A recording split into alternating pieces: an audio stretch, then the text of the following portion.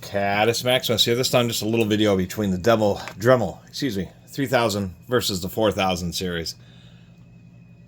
I guess these are the newest generation of Dremels, or close to it. They keep on coming out with new models, and there's really not many difference. It's just that, you know, this versus the previous 300 series is really pretty close. Although there is a difference between this and the 400 XPR. I did a video about the 400 XPR a while ago. Couldn't find it to dig it up for this video. But the real point is that the 3000 series can be had for around 50 bucks. It's about twice as much, you know, 80 bucks or so for the 4000 series. And the big difference is power. This one, 1.6 amps. This one, 1.2 amps. For the longest time, Dremels have been 1.15 amps, so they added literally another 6 watts input power, not delivered power, to the 3000 series. And it sounds and operates, you know, just like any other Dremel would. The only kind of upgrade is they've changed these collars to now have the wrench kind of integrated into the collar, which is a pretty good idea. This one was missing that collar. Fortunately, and oddly enough, one of the old school Dremel caps is actually just compatible and fits just fine. This one's a little bit more upgraded, where the power switch now blocks, or I should say on the 4000 series, the power switch blocks the lockout button.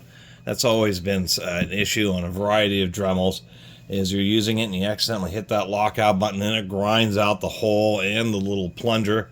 Kind of annoying. Like the Black & Decker RTX also has a lockout, but at least they've done that here. And this has a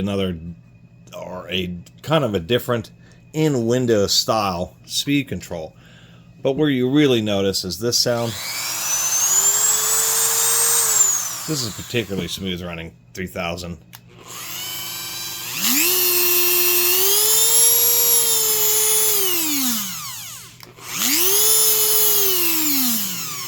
This has an odd little vibration right around 10,000, 15,000 RPM.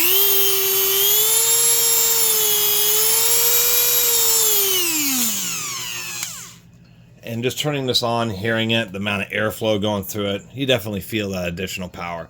Now, the older 400 XPR that this is replacing actually was a 2 amp rated. Technically, it was rated for more power, and it had a permanent magnet motor, and they've actually gone back to the traditional AC universal motor, or brush type motor. I'm not entirely sure why they would have done that, except for a couple reasons, which I've since learned about looking through forums on, as a lot of people do a lot of metal grinding and shaping, precision type stuff with Dremels. And when you work on steel, materials that are magnetic, with permanent magnet motors, particularly in things like grinders where they're generating metal dust, the issue is that a lot of that metal dust will stick to the magnets in the motor, and eventually it will build up to where it starts interfering with it. Traditional motors with electromagnets both on the outside and the inside don't suffer quite from that issue because they're not permanently magnetized, and that may be one reason. Another reason just may be simply due to cost.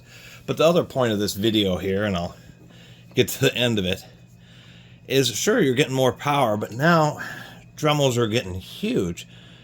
And I should have dug up my other Dremels for this video, but Dremels started out as little 50-watt power tools. I mean, and they are like this long. They're these really small, compact little rotary tools, and you knew they didn't have very much power, and you just worked with them delicately, and they were small, lightweight, and convenient to use. A Dremel like this 4000, sure, has a ton of power. Even these, the 3000, the 300, and even the older series, which are still, the 1.15 amps, still had more than enough power for a small die grinder, a small rotary power tool. And now they're getting up to these really high power ones. Sure, there's certain situations, such as when you're using the flexible shafts, those have a lot of friction, so a more powerful Dremel motor would certainly be handy for people in those situations. and kind of certain other kind of heavy-duty small cutoff operations and that type of stuff. But many times, this big heavy tool, if you're trying to do precision work, I mean, look at the size of this coming off my hand. And if I'm trying to do delicate work, I'm not going to get it done with just a tool that weighs a good, I don't know what this weighs, 2 or 3 pounds, really long. And I think, the chasing the ever more power and torque in tools is making them too heavy and too big, and is defeating the whole purpose of what they are for, is Dremels are supposed to be small, lightweight rotary tools. You'll use actual die grinders if you need big power.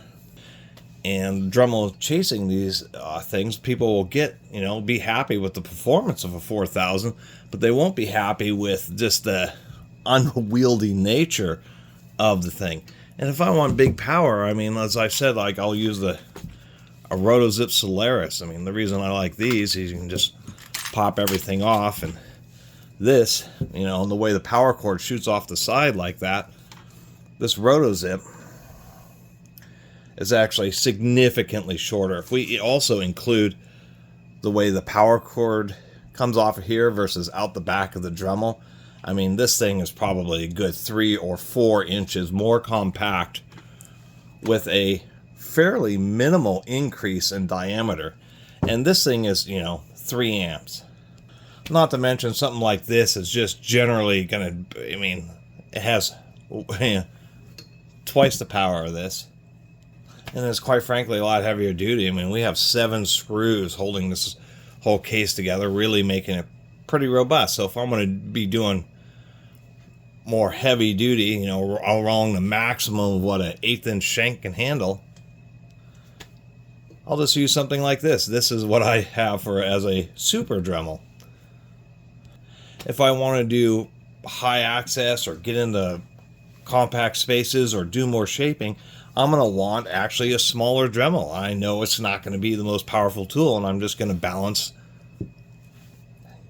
how hard I'm pushing it. This kind of tool is not supposed to do the work of this type of tool, and that's what Dremel is trying to really do, is push that crossover, and it's going to actually, I think, lead to a lot of disappointment, because one, these are a lot more expensive, and then for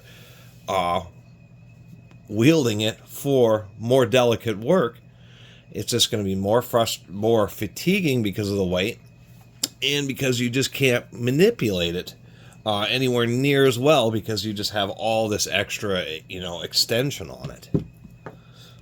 And that's kind of my opinion on the matter. Some people really love their Dremels, and they'll be pretty stoked about these high power versions that came out. But for me, it's always been about doing smaller precision work, and many times I'll use those older Dremels just because they are small and lightweight, and they have all the power that I need. I don't need to drive through at 1,000,000 miles an hour, because once again,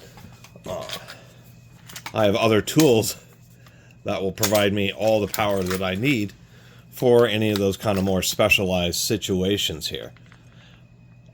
And of course, the caveat being those certain applications, such as the variety of accessories, not just the flexible extensions, but the little router extensions, planer extensions. There's little Dremel drill press things.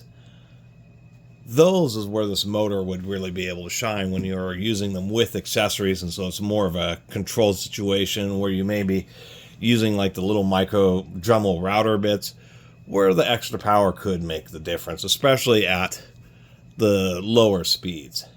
So anyway, that's my long drawn out comparison of the Dremel 3000 versus the Dremel 4000. I think somebody would be better off served with just a smaller and more convenient, not quite as loud and noisy 3000 series. And then when you want big power, do something like get a Rotozip Solaris or some other kind of known as drywall cutout tools. Because something like this 4000 is, they're starting to get a little outside their wheelhouse, in my opinion. Anyway, thanks for watching.